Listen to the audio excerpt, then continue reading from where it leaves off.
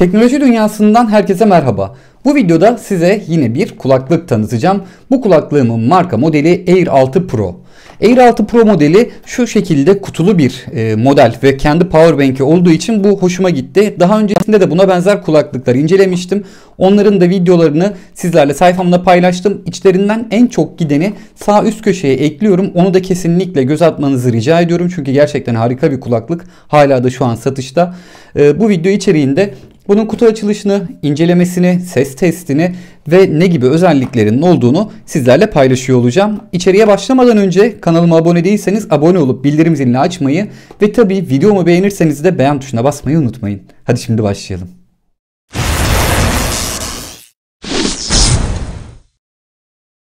Şimdi kutu önde gördüğünüz gibi bu şekilde Air 6 Pro yazan bir kutusu var.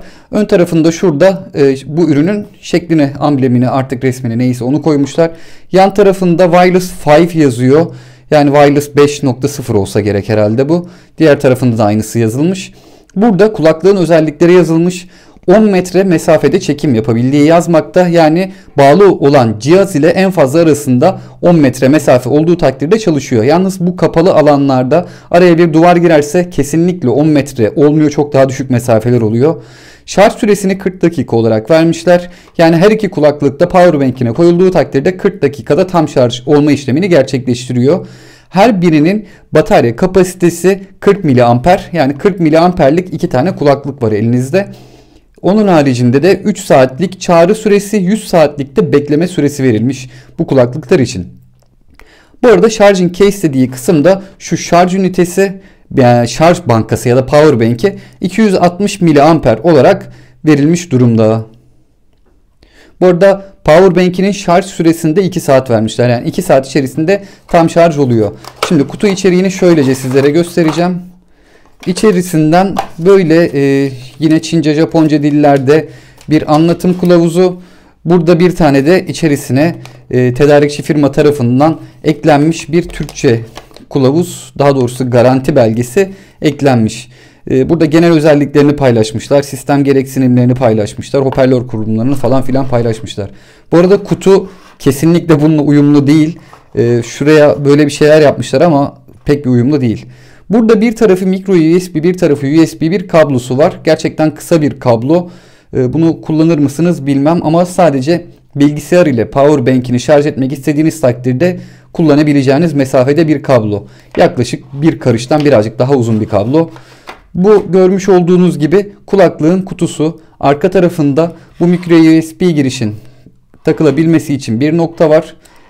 Tam da oturmuyor bu arada. Takıyorsunuz. Şöyle gördüğünüz gibi burada birazcık da boşluk kalıyor. Alt tarafında CE yazılmış bir kısım var. GP yazmış. Bir de ondan olduğunu bilmiyorum. Şöyle yakından bir bakalım. CE, GP. Tamam, CE'yi biliyoruz da GP'nin ne olduğunu anlayamadım. Kutuyu açtığımda bu şekilde kulaklıklar bizi karşılıyor. Bu arada şu ortadaki kısım, şöyle şuraya bastığımda gördüğünüz gibi powerbank'in içerisindeki güç ve kulaklıkların enerjisini yazmakta. Left ve right olarak kulaklıkların tarafı burada belirtilmiş. Üzerlerinde bu arada tuş var. Bu dokunmatik yüzeyli bir kulaklık değil. Şu şekilde çıkartıyorsunuz. Bu sağ kulağa takılıyor ve gördüğünüz gibi şu an pairing moduna girdi. Mavi ve kırmızı ışıklar yanıp sönüyor. Buraya taktığım zaman tekrardan şarj olmaya başlıyor. Şöyle çıkarttığımda gördüğünüz gibi sağ taraftaki kulaklık çıktığında burada sanki sağ tarafta aynı anda şarj oluyormuş gibi göstergeler yanmıyor. Bunun gibi kulaklıklar var çünkü siz hangisini çıkartırsanız çıkartın burada gösterge sürekli şarj ediyor gösteriyor ama bunda öyle bir şey yok. En azından bu şekilde çıkarttığınızı algılıyor ve göstergeyi ona göre düzenliyor. Şimdi kulaklığın telefon ile bağlantısını veya bilgisayar ile bağlantısını nasıl yapacağınızı sizlere göstereceğim. Ardından ses testi için YouTube Studio'dan bir tane parça açacağım ve maksimum ses seviyesinin ne kadar bir ses çıkarttığını beraber inceleyeceğiz.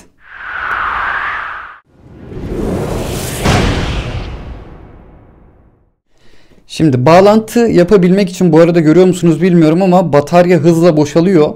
Ben bu aparatı şarj etmiştim ve dolayısıyla kulaklıklar da içinde daha sonrasında şarj olmuşlardı. Ama 5 dakika içerisinde %6 şarj direkt olarak bitti. Şimdi kulaklıkları çıkartıyorum. Kulaklıkları yerinden çıkarttığınız takdirde şu şekilde mavi kırmızı ışık yanmaya başladığında bu pairing modunun aktif olduğu anlamına geliyormuş. Pairing modu aktif olduğu takdirde Bluetooth cihazınızdan ya da telefon bilgisayarınızdan artık nereden bağlantı yapacaksanız oradan arama moduna geçiyorsunuz. Aradığınızda açıklama kısmı Air 6 yazan şeye tıklıyorsunuz ve kulaklıktan connecting diye bir ses geliyor. Şimdi bağlantıyı siz bir kulaklıktan, daha doğrusu şu pairing modunu alıyor. Sağ kulak pairing modunu alıyor. Bağlantıyı bundan yaptığınız takdirde otomatikman diğer kulaklıkta bağlantıyı sağlamış oluyor. Şu an gördüğünüz gibi bir ışık yanmıyor. Işık yanmadığı için zaten bunların artık kullanımda olduğunu anlıyorsunuz. Bu arada buralarında da SC yazıyor. Şöyle bakın. Onun da ne olduğunu bilmiyorum. Yani ne anlama geldiğiyle ilgili zaten Çince, Japonca kitapçığında da bir şey yazmıyor. Şimdi ben bir müzik açacağım.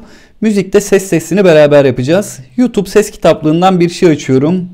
Şöyle. Öncelikle sizi mikrofon ile yakına götüreceğim.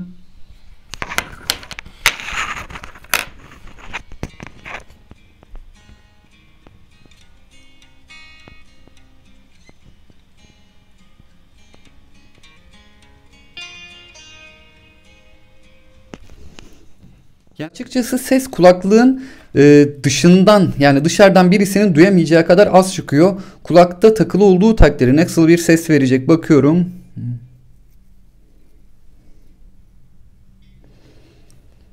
Gerçekten temiz bir ses veriyor. Şöyle bir de müzik değişelim.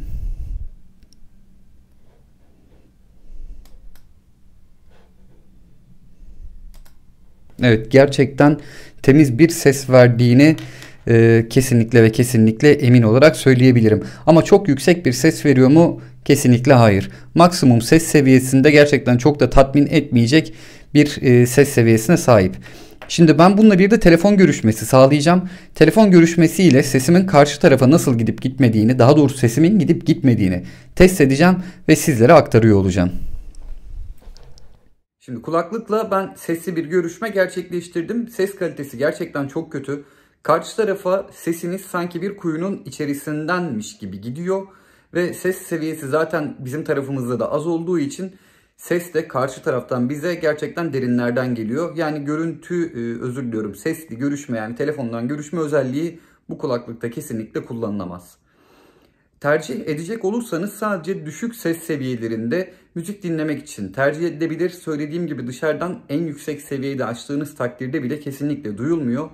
Ben bu kulaklığı açıkçası çok beğenmedim. Sadece sesinin temiz olması dolayısıyla biraz hoşuma gitti. Ama ben yüksek sesle müzik dinlemeyi sevdiğim için beni çok da tatmin edecek bir kulaklık olmadı. Videomu beğendiyseniz beğen tuşuna basmayı unutmayın. Bir sonraki videoda görüşmek dileğiyle. Kendinize iyi bakın.